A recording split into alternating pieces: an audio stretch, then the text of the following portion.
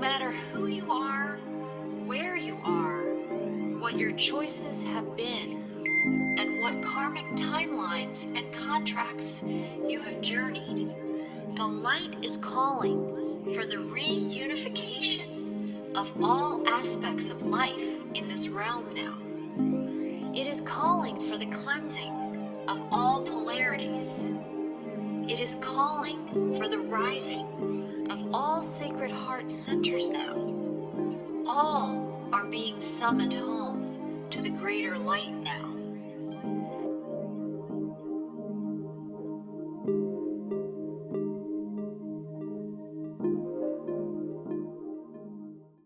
Hi, and welcome to Whole Soul Mastery's Live Well, Live Whole podcast series, where we focus on mind, body, spirit, wellness, fitness, and wholeness, and inspiring others to integrate polarity within, to alchemize and remember our true light. I'm Marie Mohler, and I'm an author, intuitive, and a host of the Whole Soul Mastery podcasts. And I'm here today with Diane Jackson, who is an animal communicator, energetic healing facilitator, and intuitive guide. Her wish is to empower animals and humans to remember their body's innate wisdom, as well as to help humans build a communication bridge with their animals, a heart-to-heart link that can be a beautiful source of loving support in daily life.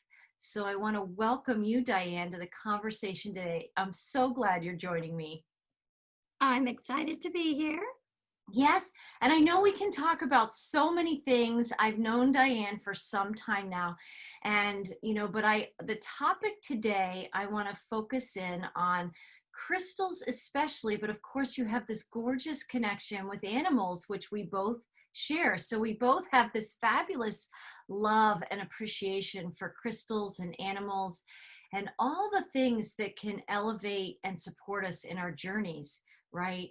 And provide that sort of mentoring and that guidance and that inspiration, and that can really elevate our lives to a level of the magical and the miraculous. It's a powerful time to be on the planet, and I think many of us are calling in our allies and our connections with these powerful, beautiful resources.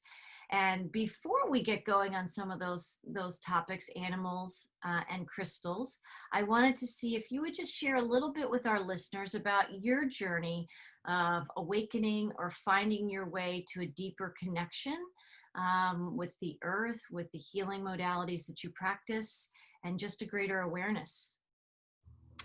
Sure. I think I could be categorized as an epitome of duality. In terms of, I went from one extreme to the other. I was about as third dimensional as a person could be, I think, for many years. And it was really in my 40s, I think, that my connection to animals has always been from the day I appeared on this earth. I talked about them, wanted to be with them, had to have them in my life. So that connection was always there. And I think that they were really the key to my heart opening. They were really the thing that turned the key for me, because I'd always known I had the connection with animals, but I didn't really understand that I could actually communicate with them. And all the time we're receiving these subtle messages from them, but if we're not really tuned into our own intuitive process, then we kind of miss all that information. And so I think the animals decided they needed to make it pretty blatant for me. They're so wise. They know how to get our attention. They right? totally know. Yeah. And so one of my first encounters that was really so cute was when I was running my own barn and boarding stable, and I was taking care of about 15 horses. And it was a winter day, and I had this fake fur hat on my head, and I was in this horse's stall, cleaning the stall, and the horse walked up behind me and said, I'm curious as to why you're wearing that animal on your head. They called you out. And I heard it very clearly. And I was Wow. just stunned. And I was like, it's not really an animal. It's just a, and I thought, where am I? I'm talking to this horse. And that sort of opened the door. Wow. And then I had this amazing cat who started to tell me things that I would realize. I was asking him questions, and I wasn't really expecting responses, but I would say things to him like the questions that were starting to bubble up as my spiritual heart was starting to open. I would say things to him like, I so I understand that we're supposed to love God, but I don't really, how can we love someone who we don't really know? And what he said to me was, what about the love you feel for me? And I said, well, that's immeasurable, that's infinite. He said, it's the same. Mm. So And isn't it amazing how they can take these complex concepts and, in just a few words, they're so connected to the infinite. They've never yes, lost their connection. So that's it. they can share in just this beautiful energy, just the essence of the universe, just like he did, right? Just like Yes, he did in that moment. He made it that simple to understand. that simple, exactly. And then once they opened that door for me, the next thing, and I started to read spiritual books, that's when I started learning to do different healing modalities. And then, of course, the crystals had to make an appearance Have because they're such a huge part of that. And I didn't know anything about them. And I read about them, but my intuition was saying, yeah, well, read, but feel, pick them up Mm, and feel them. right. Because that's really the way you're going to get to know who they are, because the idea that they were sentient beings was like, whoa, okay. Right. I know. It's same for me. You can read all about them, and there's so, especially with the internet now, there's so much extraordinary information about them. But I find, just like you, whenever I go into my favorite crystal shops, I know that the ones that are meant for me are going to start speaking, and they always do. And it feels like a friend or a family member through time, and, steps up and reconnects. It's like a reunion. It's like a It totally reunion. is. Yeah. Yeah. Yeah. I believe it's the same with, the animals who come in your life are the ones that are meant to be there. You have soul contracts with them. Mm. And I started to think lately, it's the same with the crystals. We have It, soul contracts with them. it is exactly. And it is amazing the timelessness that mirrors to us about ourselves, is that we've traveled through time so many times, and we always have this immense support in the people we travel with in each lifetime, but also the animals that we travel with in each lifetime, and the crystals that have traveled with us timelessly, or that have particular records or activational energies, or it is in many ways like an external hard drive of us. It's a beautiful memory of us that we're reconnecting with, and they have their own messages to impart and to help us with, obviously, and that we can get into that today. There's so many different properties to crystals. My friend Renata McConnell, who I think we both know. Yeah, I've met her. Yes, she actually was the founder, but she channeled a whole crystalline healing energy course called Quantum Crystalline Energy.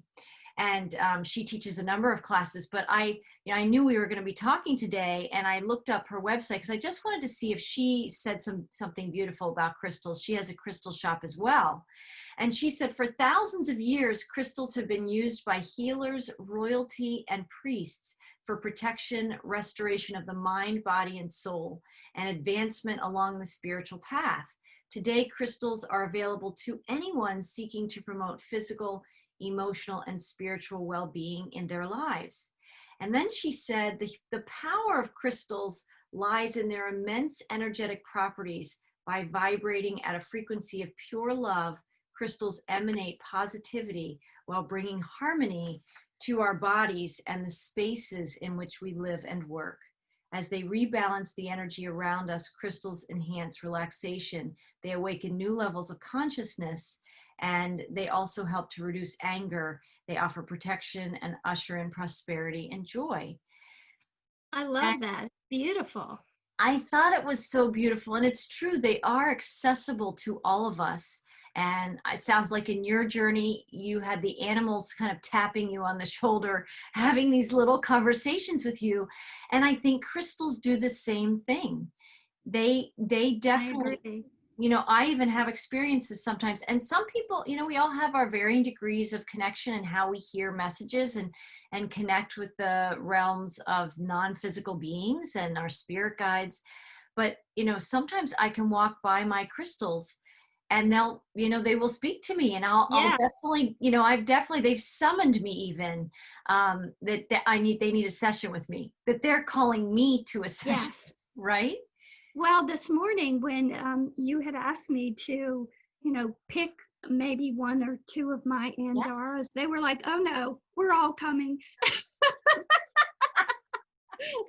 They do that, and they come as a group. I actually They felt like do. I left some of mine. They were like, how can you just pick just a few of us? Yes. So it's so true. And they're so clear in their communication. So yeah, let's spotlight Andara crystals. I have a few things to say about them, but maybe we want to first hold up, because some people I had never heard of Andara crystals as of a little over a year ago.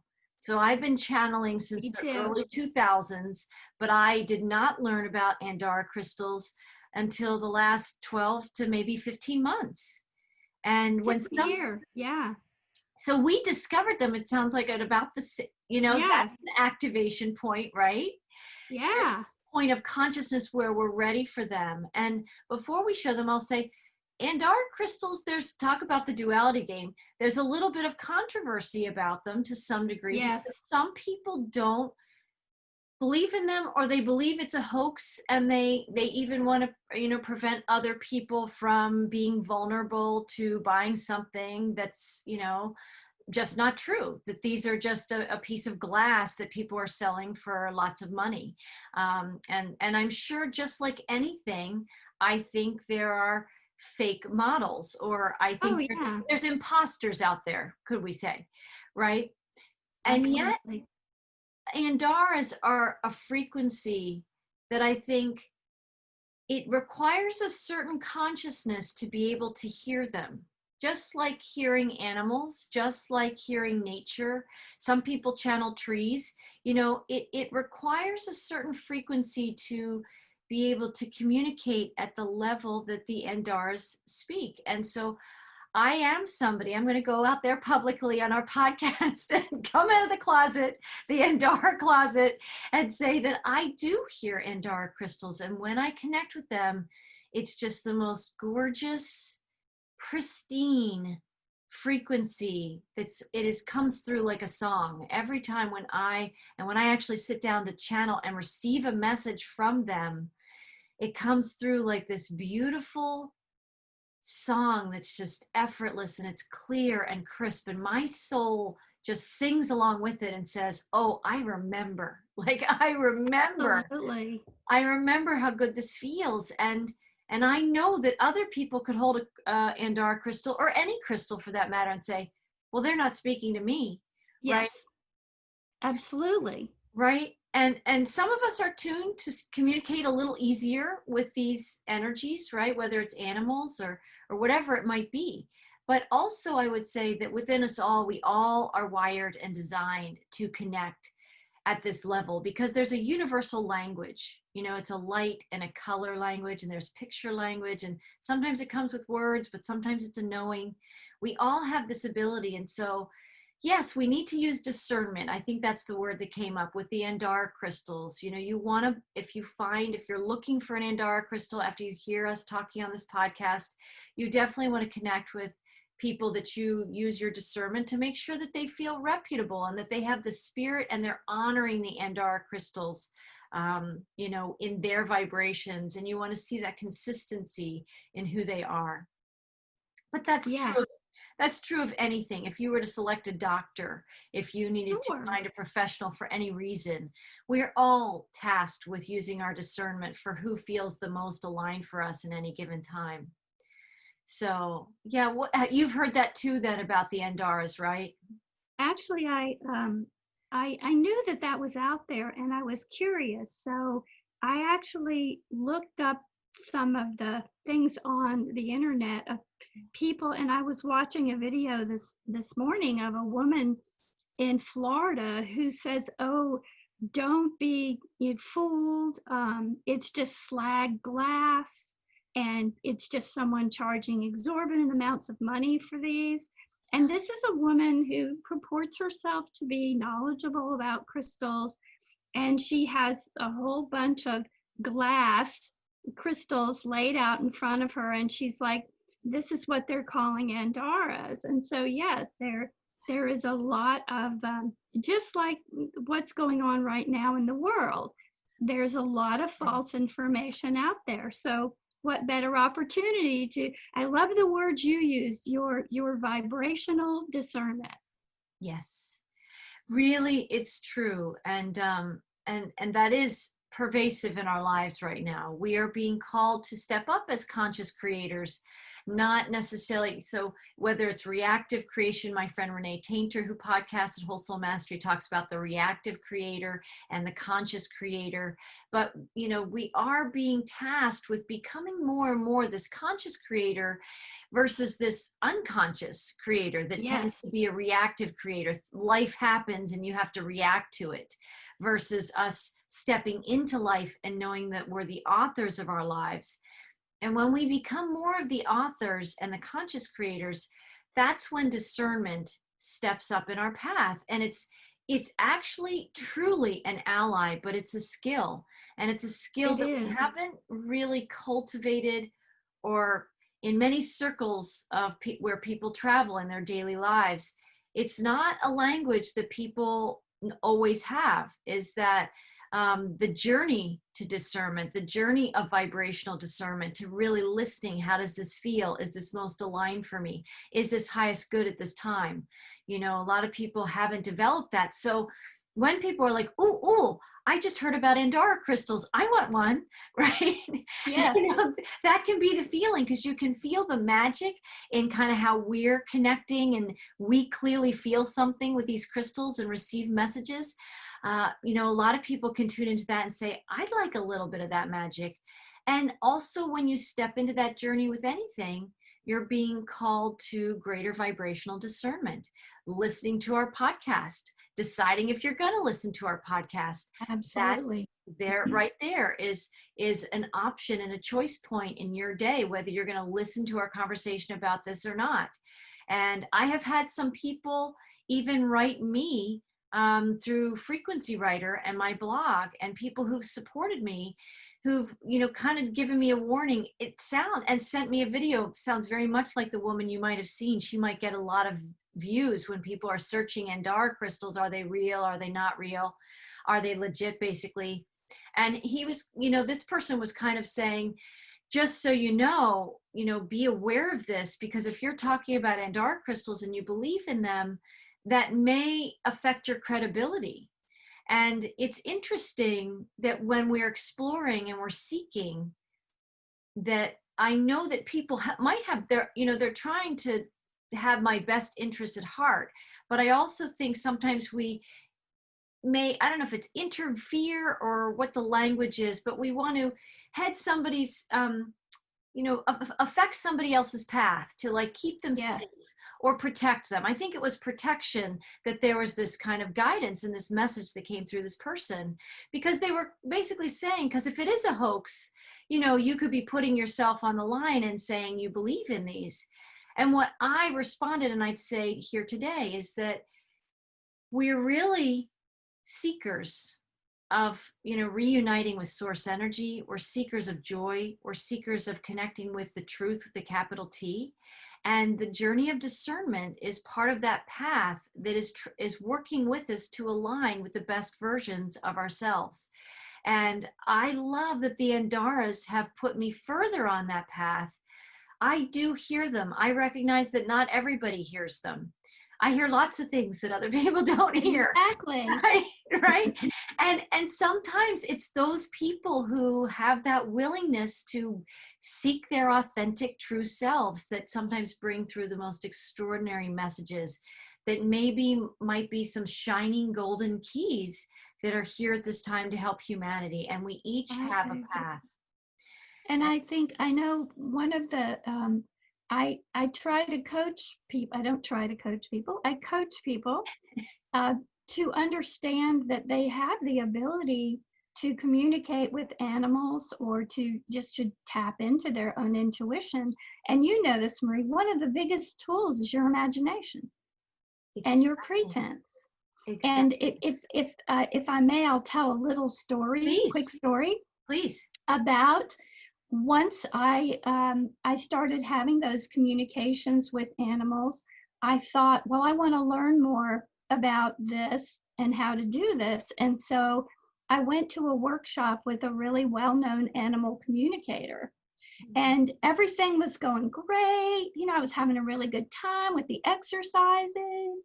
And then she handed out pictures of her animals and asked each of us she said, I want you to ask these certain questions of this animal. And my animal was one of her cats. And when she handed that picture to me, I froze. And all of the thoughts started coming in, you know, of, oh, whatever made you think you could do this? This is crazy. You need to get out of here. Kind of, you're going to be embarrassed. You know, all those kinds of thoughts came up. Mm-hmm. Which are very normal things when you first start doing this. Yes. And thankfully, this woman was very highly intuitive. She saw the look on my face, frozen in terror, and she came over to me and she said, here's what I want you to do. I want you to make up a story about what you think that cat would say. And I thought, oh, look, I can just make it up. She said, yeah, just pretend, just make the whole thing up. And I thought, oh, I've got a great imagination. I can do that. Right. And so I made up this whole story about the cat.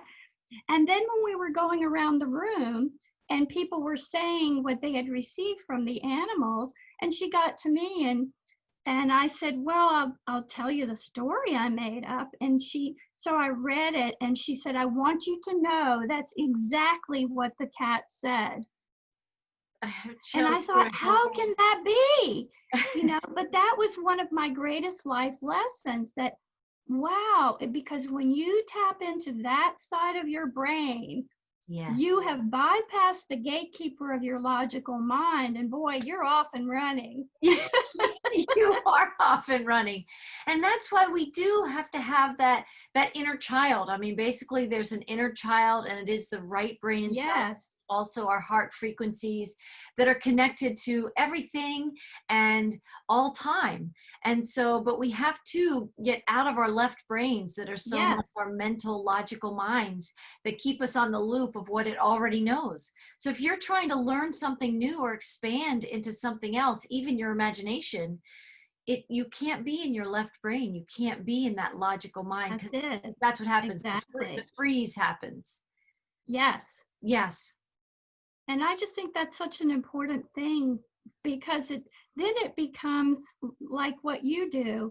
To me, it's like, well, you just tune into the channel you want. It's like, today I'm tuning into the animal channel. I'm tuning into the Andara channel. You know what? I'm tuning into my higher self guidance. So it's just a matter of adjusting your frequency a little bit. Exactly. And being open and, you know, really being open to receive it. And like you said, I I think I took a course, maybe it was about auras, but I remember that was the first time somebody was introducing me to how to very practically or, imaginatively connect with the aura of trees. And that they said trees would be very willing to share their auric energy most of the time Absolutely. with you. And so whereas asking a person, they'd be like, oh, I'm not sharing my aura with you. But but the trees are very willing. They just stand in their energy, and they're rooted in the energies of the earth mother, and they stand tall in that presence. And I have had some of the most extraordinary conversations and connections with trees that until that day I never had. And then you realize you can have conversations with water. There's just about anything you can connect with its essence, and there are messages whispering through all of them. And I've realized there'll be some people who listen to our podcast who say that's ridiculous, and people might need psychiatric help. And I think there is sort of, there's that discernment, there's that fine line. And what I find is when I connect with higher vibrational energies, there's a euphoria, there's a peace that passes understanding, there's an otherworldliness to those connections, right? And I know you have experienced this so many times too. Yeah. Yes, absolutely. And there is a point of discernment, and I have yet to experience something where I feel like I should question myself. Really, every communication I've ever had, even if it's with a being that I actually made the conscious decision with that vibrational discernment, this doesn't feel like a messenger for me, right? And I pass and I say, this is not a conversation I'm interested in having. But my life has been so extraordinarily magical and fully enhanced by these deeper connections, and by allowing myself to fall back deeper and deeper into my higher self, and letting that higher presence lead more of my life and my guidance every single day. So that's when you can wake up every single day and it's a new day. Like, you don't know what connections you're going to have. You don't know if a squirrel is going to, That's right. hop through your path and give you a message. Or I would say for the most part, I feel this, with bugs. Okay. And I live in North Carolina, as you do too, right? And so we have plenty of little critters that sometimes like to come inside. And so, even the cockroaches and spiders are the thing that I'm still working. There's a spider in my room, and I have no idea where it lives, but it mysteriously disappears during the day and comes out at night. So I'm still talking to that spider and saying, we've got to find, but I'm communicating. I know that I'm not a victim of spider bites, say. Right? I'm communicating, and I know that this spider absolutely has a message, and I'm pretty allergic to their bites. And so this is saying something. So to be working at this level of respecting the spider when I know the spider is nibbling on a nightly basis, that is a deeper level. But it's like, and just in this conversation right now with you, Diane, I feel like the spider just showed me that I'm not open to receiving a level of spider medicine that has been trying to find its way to me. And it's like this spider is responsible for giving me the medicine and the doses he is, until I open to that other level. I just felt something like that. He's trying to give me a message. Yes, right? I got goosebumps when you said that. So that's it's so amazing. And just this is real time energy on the move between the two of us.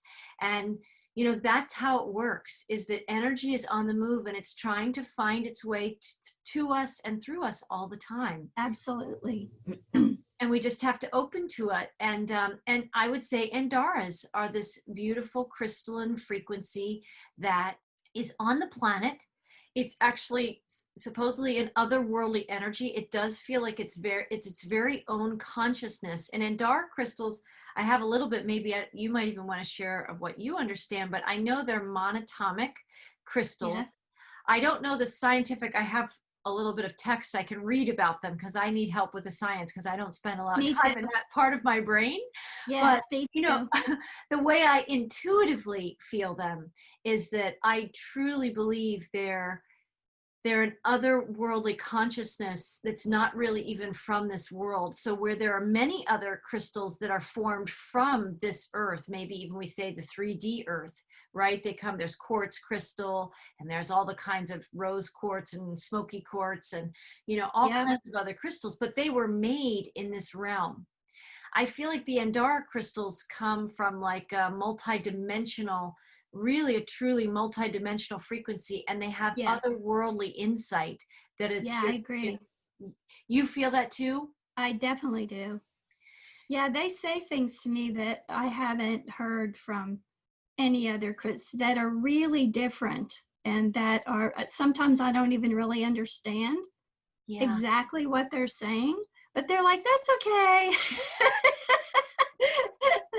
We're planting the frequency, you'll get it at some point. And they do. They're like seed planting these frequencies and giving us codes, even if we don't know how to work with them yet. But they can always be working with us, and they're fully comfortable with that. And they are well aware of who we are and who we're waking up and emerging to be. I think that when you are attracted, somebody might hear Andara crystals and say, just have no point of attraction and just know that's not for me. And that may be very well true for people. And yet when I heard it, my whole body like was tingling, and I knew that there was something there for me. And until I didn't have one, obviously in my possession, I wasn't a steward of Andara crystals because obviously I just heard about them. And someone said they are a little pricier than many other crystals. They can be a little bit more expensive. But I just said to myself, when it's right timing for me to steward my very own Andara crystal, I welcome and am open to that highest alignment. And that's exactly what happened. I connected with my friend Renata McConnell, who actually has a crystal shop. I asked her and I said, would you happen to have any Andara crystals in your crystal shop? And she said, actually, no. And she said, they're actually, to some degree, a little on the rarer side. And she said, I'll just have to reach out to some of my contacts and see if I can locate one for you. And so that was a process. And I think several months passed. But in the meantime, I just continued to tune in and call in the Andara. I called it the Andara consciousness.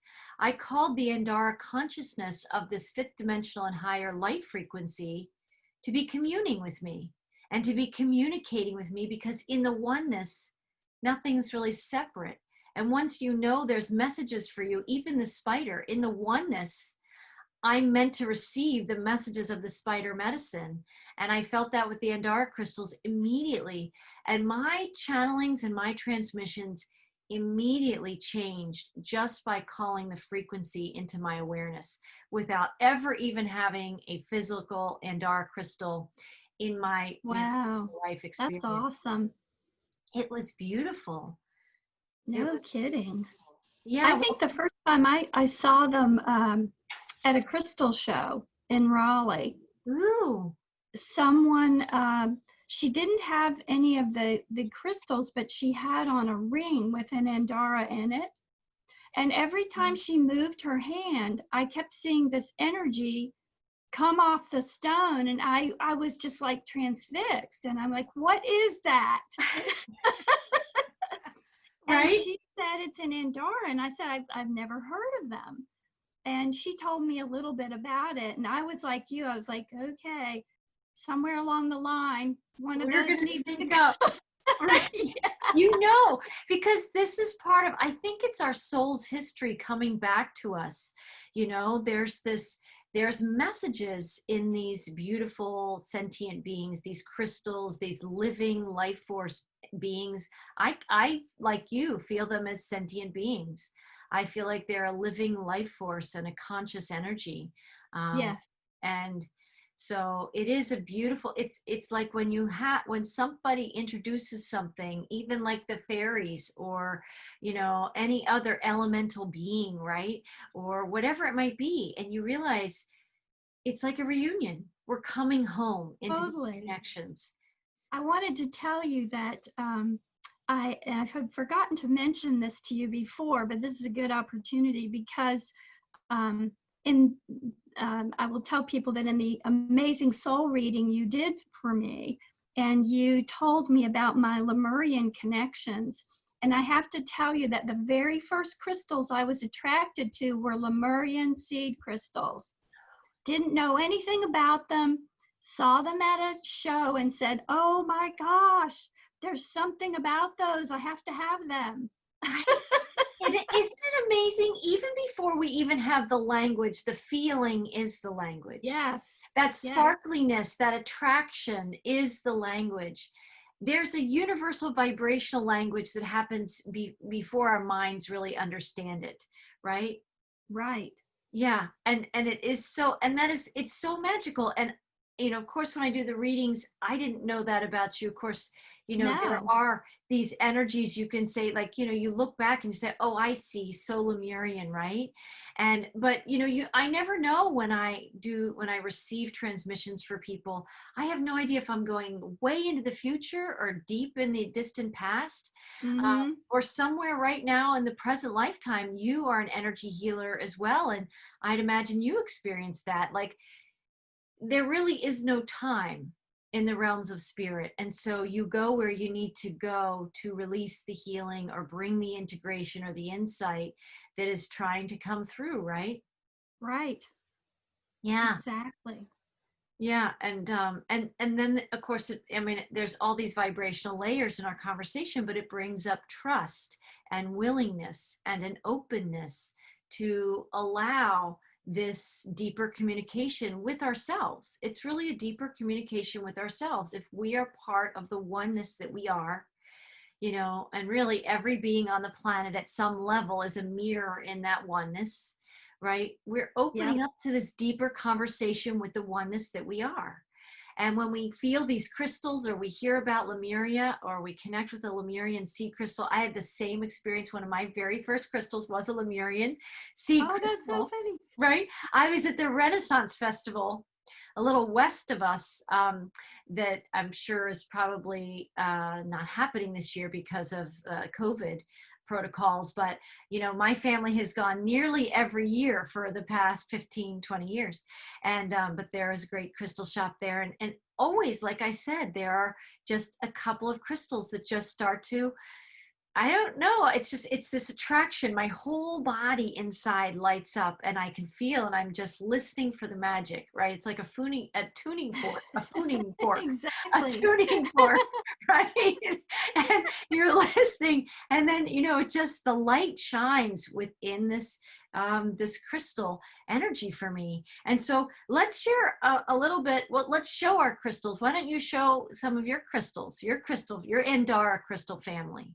I don't know how well they'll show up in this light. Yes, I wish I know. the light were better, but this Yeah. one is the Sovereign Amethyst. So beautiful. Really, really pretty. See, Yeah. now they're all sitting here clamoring to be like, I want to be on stage. It's like a little kindergarten classroom, right? Oh, Like, yes, pick me. yes. And this one is the really deep blue. Yes, is that I know some of their names. That's, I think, the Celestial Sapphire. It's the Celestial Sapphire, yep. Yeah.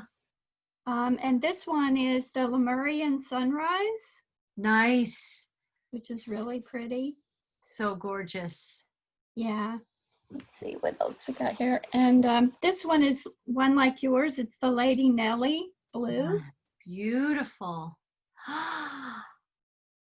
Yeah, and I, like you, am expanding my collection all the time. Right. It's like if you got to have an addiction, this is the one to have. Seriously. I mean, seriously. My friend that told me about the Andara crystals, she was living in Hawaii at the time, and she said, you know about the Andara crystals. And as soon as she said that, I did not know, but I instantly did know. It was just coming to consciousness to have that language. And I remembered feeling like, I know that there will be a point in time where I will sync up with one of these. Little did I know that it was really like activating this Andara. We can call it an addiction. I would just call it deep, multi-dimensional attraction. There you go.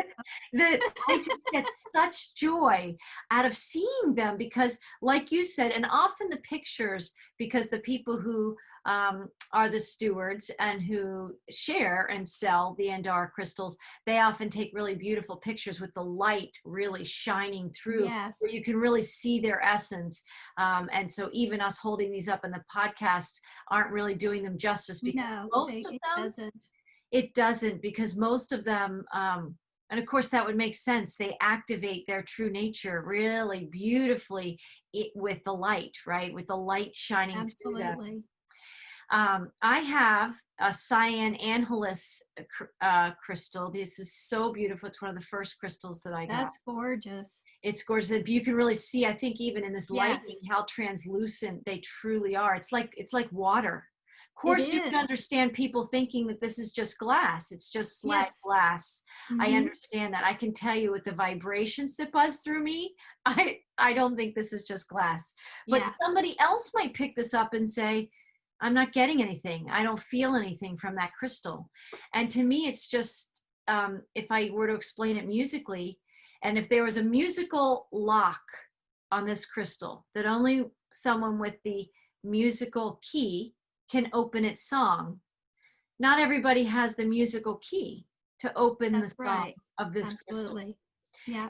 And I have but probably maybe not every single Andara crystal, because obviously I see other Andara crystals and they pass me by and I pass them by. They're not for me, they're for somebody else. Right.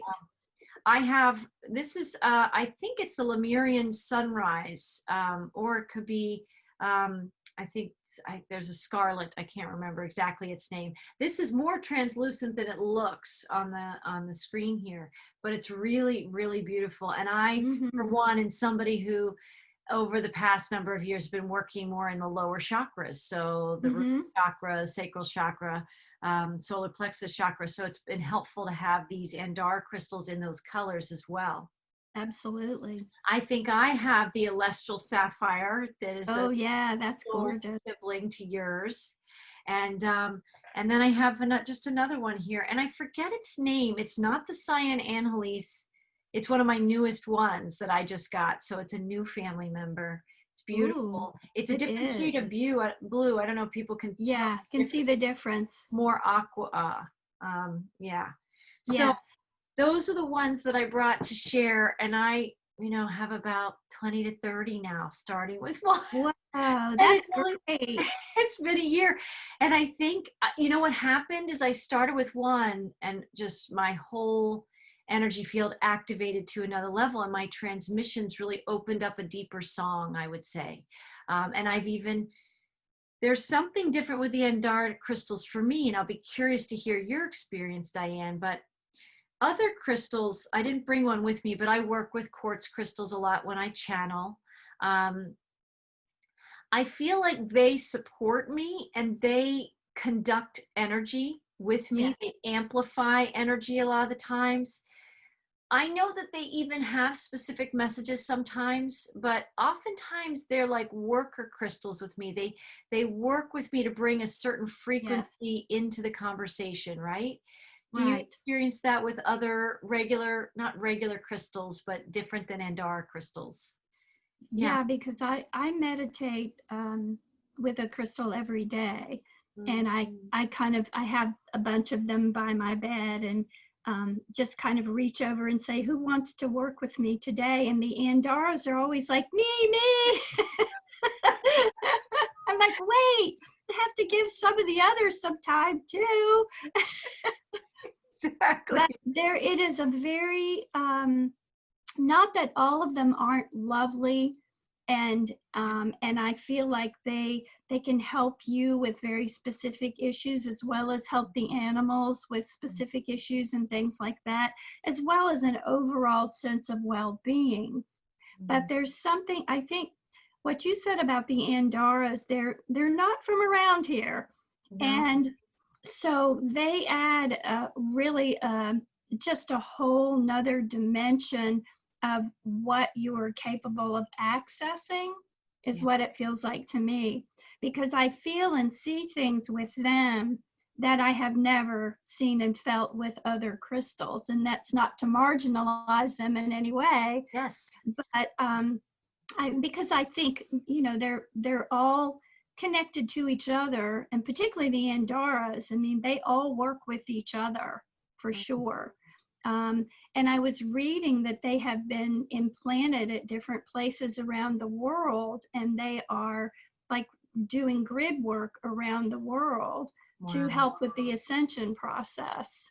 Right. And I think that is why they've made the appearance they have right now, is because they are facilitators of, they actually work with DNA, they open higher level consciousness. I mean, they work on every level of your being. Whereas I think some of the other crystals are, while they're all wonderful, they have kind of a more specific area that they work in.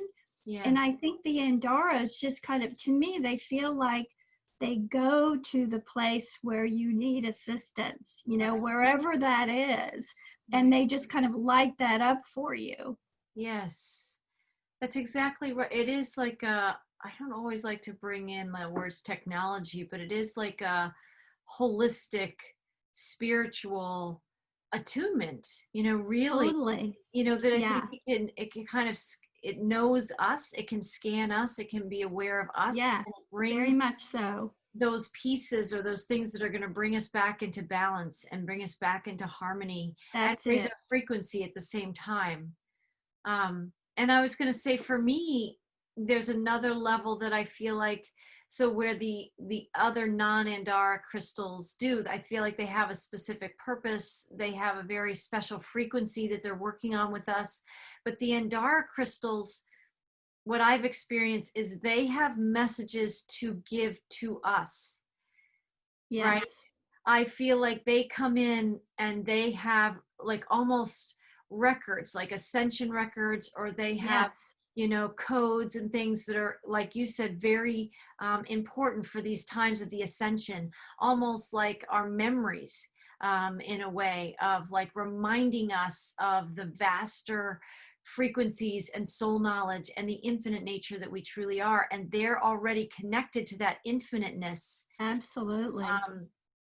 And they come through with messages. So when they want to meet with me, they're like, get out your notebook, right? Yeah. Yeah, exactly. Because a message is coming through. We have something we want to say with you. And of course, there are times that I just drink in the color frequencies too, because I know that that's another thing we haven't really talked about. We talked about frequency, but of course, color is frequency. Each color Absolutely. is a frequency, and we might, just like you might say, oh, I'm craving salt, or I'm craving sugar, you know, or I'm craving leafy greens or something, and our body's telling us something that we're looking for in terms of nutrition and nourishment. Colors do the same thing. There are times where I know I need to drink in a certain color's frequency for my own rebalancing, my integration, my health, my well-being. And that's another thing that Andaras, I don't know that I can say they come in every single color, but they come in just about all colors. Purples and blues and reds and Yes. yellows and oranges and browns and clear, and all different variations of them. I've seen on a couple websites where they even have some multicolored Andaras, which Yeah, I've I seen don't, those.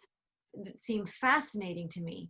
So I know, like, this is definitely like a soul color for me, these blues, that I have Yeah. here, right? Yeah. And so I know that I can just, without even holding them, tune into the frequency. So anybody listening to our podcast, if this is the first time you've heard of an Andara, you can go to some of these Andara websites where they have the pictures of the Andaras. And just through the pictures, you can drink in their messages. You can, if they're meant for you, you can drink in their colors. You can receive, with using your vibrational discernment, what is yours to receive from those crystals, Absolutely. because they're connected with you in the oneness. You don't necessarily have to own them or steward them physically to connect with them. And that's really also the bigger message, right? Is that we can access anything, anyone, any being, anytime, anywhere, whether they're physical, non-physical, right? Whether we live in the United States and they're in the Philippines, Yes. right? You do remote sessions with a lot of your clients. You work with animals and people, right, Diane? Right. Absolutely. And you do, I bet do you do a lot of your sessions remotely or? I have been doing more Yes. since the COVID. But for some people, it's difficult for them to wrap their minds around the fact that you can do a remote session, because people have trouble understanding how energy works, how that's possible. Right.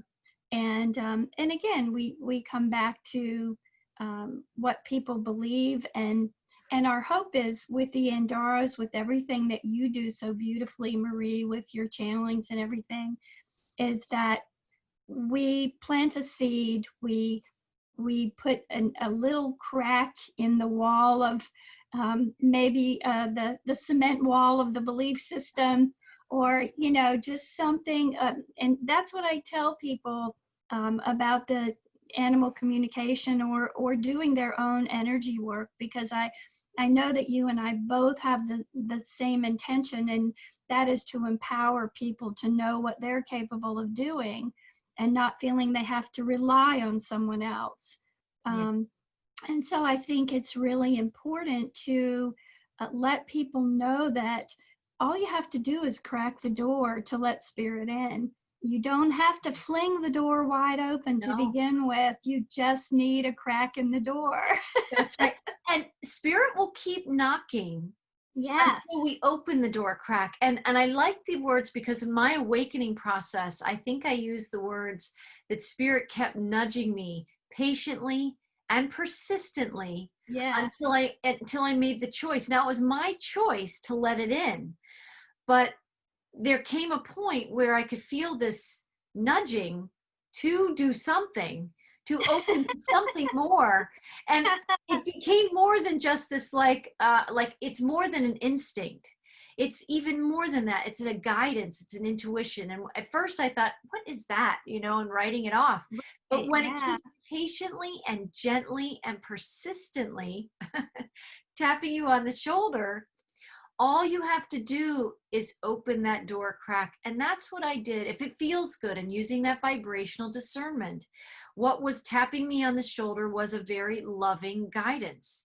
If there was something that would have made me very fearful, I probably would have wisely chosen to keep the door closed at that point, right? Because if I felt that that's not for me, or it's not the right time, or maybe that's a message that's coming from a messenger that doesn't have my highest good at the forefront of the invitation, right? So that's what we're listening for. I really, and because I have always valued that, and I've asked that, even when I didn't even have the language, I knew I was asking to be held in love and respect and divine care. Absolutely. At some level. And that's pretty much for the whole journey has been my experience. I've had the most benevolent, high vibrational beings connecting with me. And there was one time in my journey, I don't think we've ever talked about this, Diane, when I was just beginning to take a channeling class. Okay. I took a little mini course here in Chapel Hill, and I was so excited because I was getting these little teeny tiny messages. Like I got a letter. Did you ever hear that story? Did we ever talk about that? Oh, well, I could tell it briefly because I think this helps people too. We're talking about crystals and animals and energy and intuition. And for me, it wasn't like I just opened up one day and said, oh, I want to hear from my guides. And I got volumes and pages of messages. No, it didn't happen that way. I had to open that door a crack. And I had a little bit of experience doing that a few times, saying, yes, I am willing, right? Yeah, that's how I opened the door. Yes, I am willing. And when I went to this channeling class, and I had never received an official message before, whatever was happening through nudges that I was either allowing or not allowing. But when I was in this class, it was trans-channeled by a medium. And so it was led by spirit guides who were inviting us in the first class to we went into a little brief meditation, and they asked us to see through our hearts, through our trunk energies, deep breathing, calling in some colors of support, and then just seeing what we saw from the inside out through our heart vision. Did we see our guides? Could we hear anything? Those kinds of things. And in that first class, I had like this most magnificent experience where a guide came through and I felt these Native American feathers. I felt this huge spirit. Like if my whole room that's behind me right now could have like feathers on all the perimeter. Oh my gosh.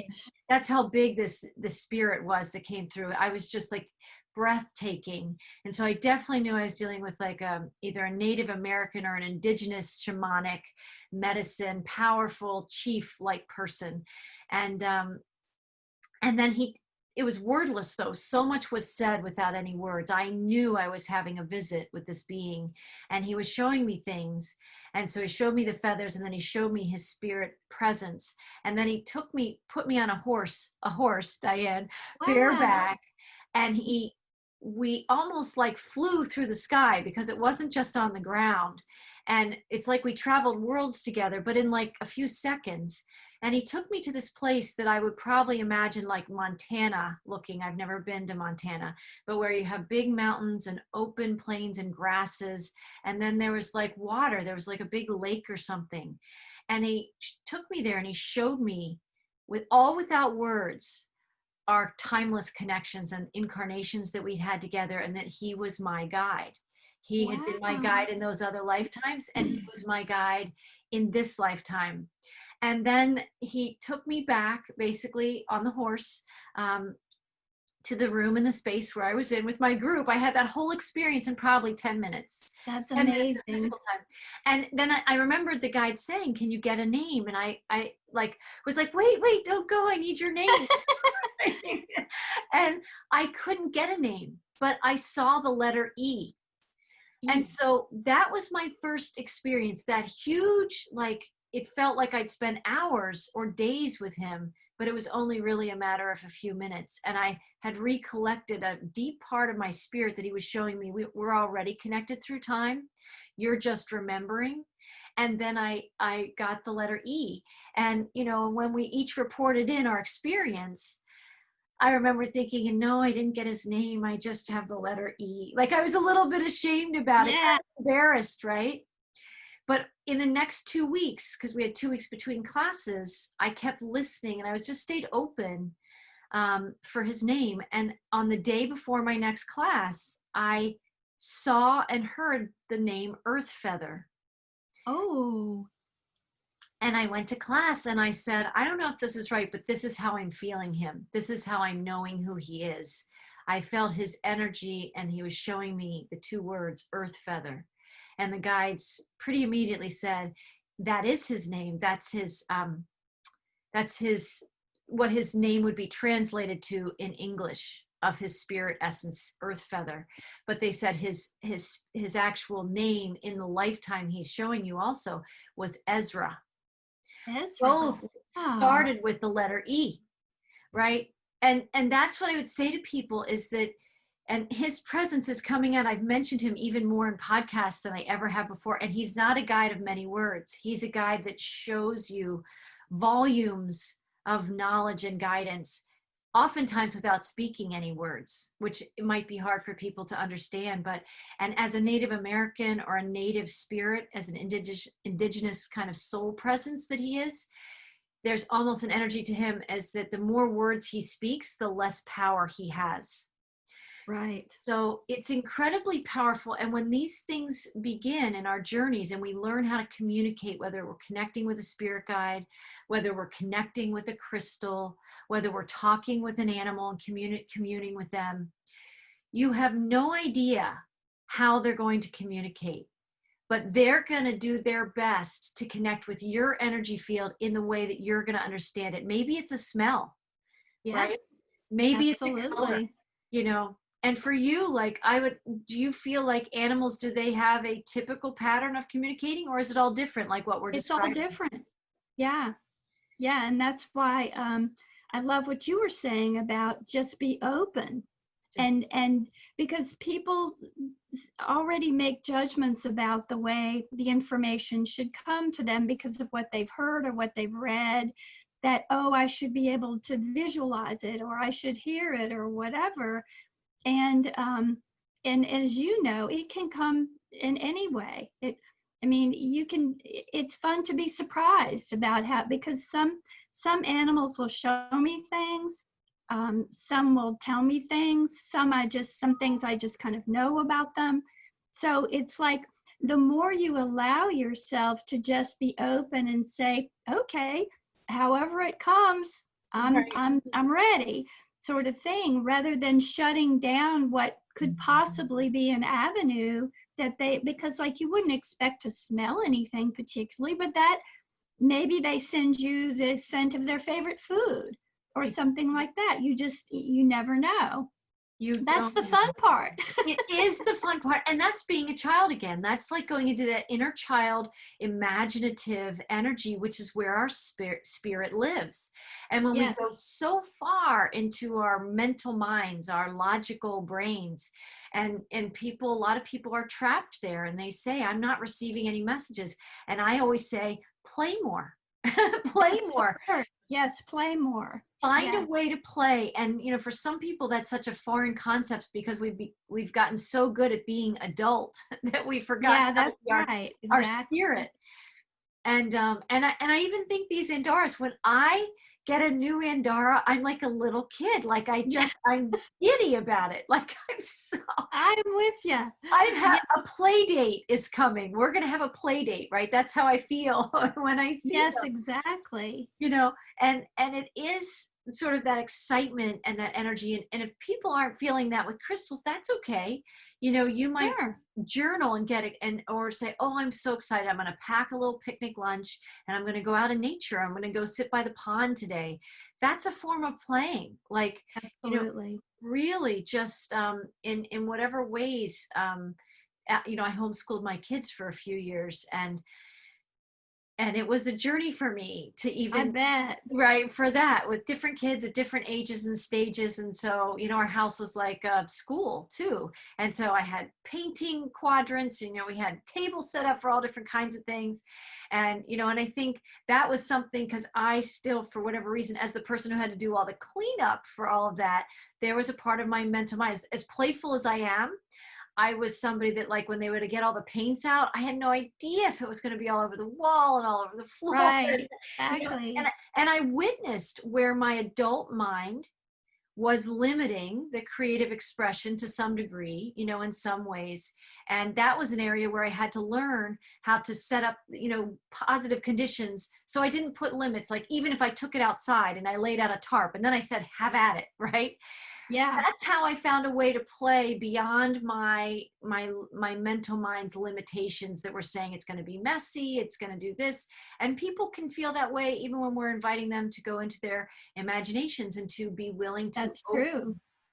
As people could say, well, it could get messy, or I could get messages I don't want.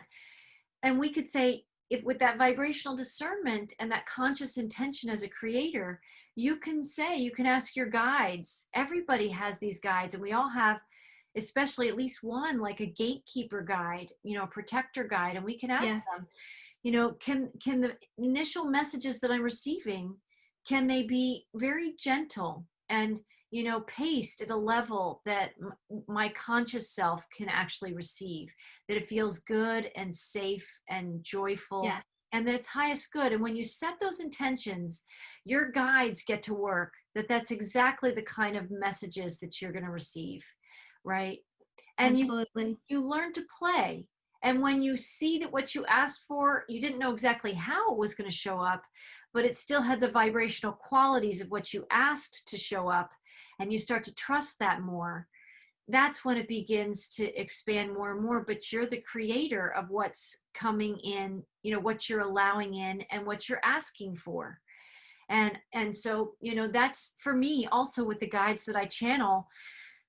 I don't know if I was going to say this, but the one time I didn't ask for highest good was when that's why I started telling the story of the channeling course that I took, is because after that class, I had 1 or 2 of those classes in like a 6 or 8 session course where we would just practice outside of class, just going deeper into these skills. I think my ego got involved and was just like, this is pretty cool. I can receive messages from spirit. Does Yeah. anyone have a message for me? Oh my gosh. I opened it up wide open. Wow. I had at least 3 or 4 beings that came through with all these messages. And most of them Wow. for me, they were for people that I knew. And I was like, whoa, and Whoa. we have Yeah. to have boundaries with people we know in our physical lives, right? We learned that healthy boundaries are part of self-care and soul care in this world. It's the same in spirit. There are many, many Yeah. spirits that absolutely want a vessel like us to awaken and realize we can hear their messages. And with that, one of those beings that came through, I finally had to really set a boundary because this spirit was not honoring the sovereignty of the person she was trying to communicate with. And so Wow. I finally had to be like, okay, we're not doing this anymore. Right. And I had to ask my gatekeeper guides, like, okay, That's it. that door is closed. I'm not interested in those communications. And after that, so not only did I learn about, in the journey of opening and expanding and reclaiming our conscious creatorship that we are, we're learning how to set those boundaries. And we're learning also, I learned to ask for high vibration guides. Like I Yes. specifically set the tone of it needs to be this vibration or higher, or I'm not interested. I have and I teach people, and I'm sure you do too, that what I call their energy or spiritual hygiene. Because it's just as important as brushing your teeth to do this every day. It is. It is. And especially before you're going to do any kind of intuitive work, I have what I call the ground, protect, connect.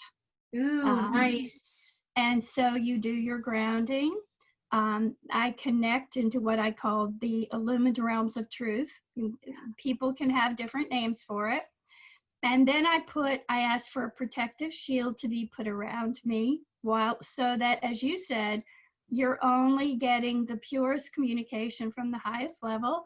I also ask that any filters I may have be placed outside my consciousness so that it does not reflect on any information that's coming through to me. And one of the biggest pieces, like if I'm talking to an animal or if I'm doing some intuitive work for a person, you connect heart to heart with them. That's a big piece. Huge piece.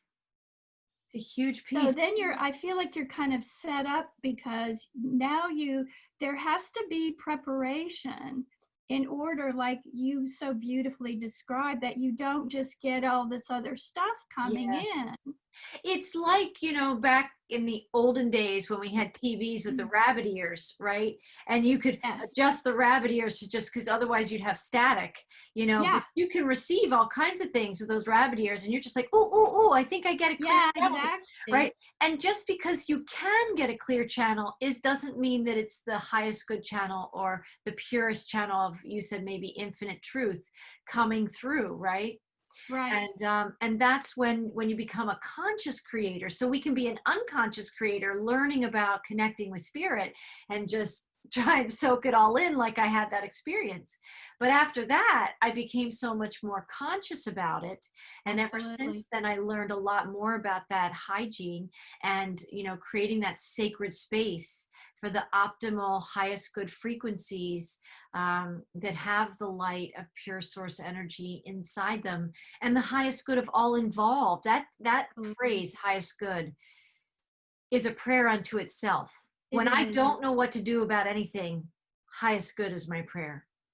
And that's the way we let go. And you can even just ground a space right there, just highest good. And there's all these other elements we can bring in. But that prayer alone helps us to attract the higher frequencies that serve the highest good of all involved. And it's a journey, isn't it? It's a journey to learn language, to play with it, to know that there will be some things that we've never experienced before when we go deeper into this journey of activating our soul gifts and our soul presence and our higher selves and communing with spirit and in the oneness that we are. Even in the oneness, sometimes in a planet that's not fully awakened to its higher dimensional self yet, we're moving out of a third dimensional reality. Where it's been a separation consciousness, and we're moving into a more of a unified unity consciousness, but we're not there yet.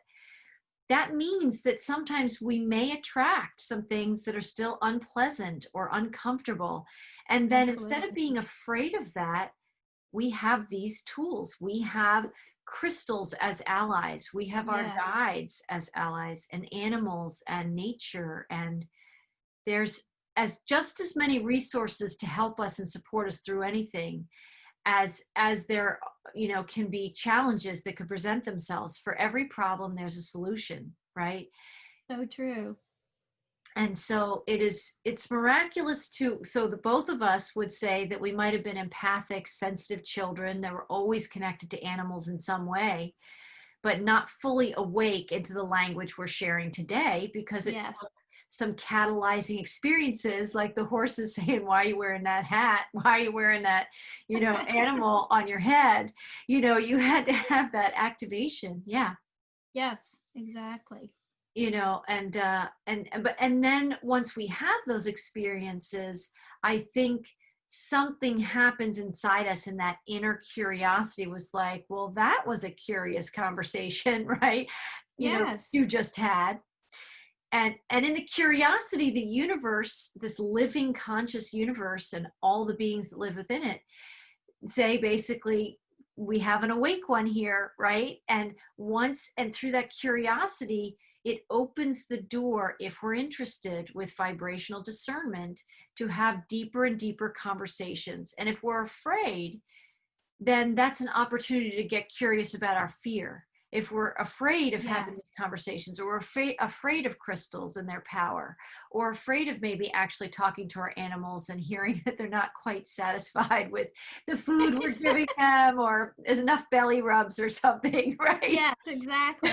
Right. The really important things they would want to be telling us.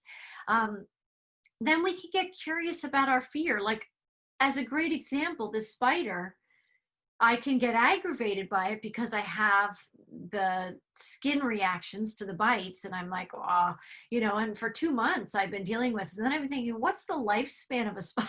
Like, maybe the spider will just take himself out. Maybe he'll just max out. But my daughter looked it up. Do you know they can live 1 to 2 years?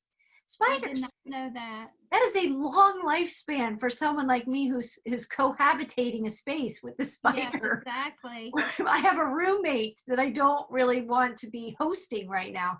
And yet, so that could take me into a place of fear or anger, or frustration, or just discomfort in my own body about it as I was falling asleep, because I've been pretty chill about it, but then he's, consistently every other night having a nibble.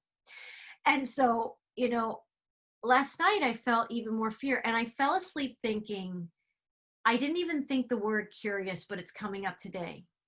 Just be curious. Be curious. Just be curious about what this spider is really saying in the work he's doing with me right now. And he is doing some work. There is a message that it really wants to be delivered. And when I receive the message, I know the spider will release. He is in my presence for a reason. Oh, yeah. He's not, I have a whole house here. He could travel, by day and visit somebody else, but he's not visiting anybody else. Yeah, he's with you. He's hanging out with me. And that's another example where people can hear the two of us saying, well, that's easy for you guys to say because you're already communicating and you think it's so fabulous and you love your crystals. And but we've journeyed some things that aren't always pleasant or easy, and it's been absolutely. It's been in those experiences that I think we've grown the most. And it might be something in 2020. I'll learn and understand what the spider message is, and I'll say, gosh, it was that spider in 2020 who helped me figure out that important piece that I needed to know, and I don't yet know it. And once you have enough of those experiences where the messages do come, the inspiration or guidance comes, you start to trust it the next time it taps you on the shoulder and you say, oh, here we go, right? Yeah, that's We're on a right. new adventure. It can be joyful, but even if it's triggering fear, it's still inviting you to a more expansive understanding of yourself and a deeper connection. And it always brings a richness into our lives that is really, I find, is fairly indescribable unless you've had some of these experiences where you've deepened your connection with spirit and yourself and nature and the oneness. It's hard to put into words, isn't it? It really is. Yeah. Yeah. But I think if you do the kinds of things you're saying, Marie, like if you just open yourself to thinking, what might that spider be saying to me?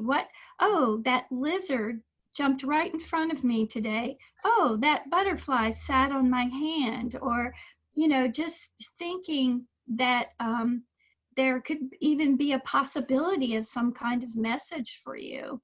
That again, that's the crack in the door. It is, right?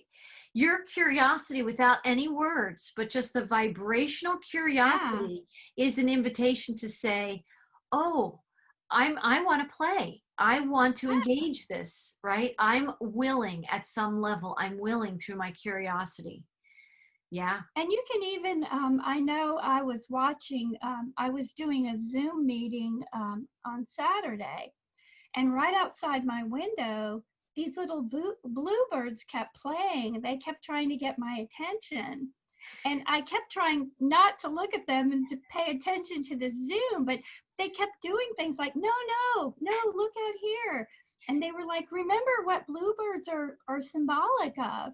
And they're joyful and they're happy and they're about really allowing yourself to be in the joy. And they were like, you haven't been doing enough of that lately. And I was like, okay. And then they'll do things like, when I walked out there under the tree where they were playing, there was a blue feather.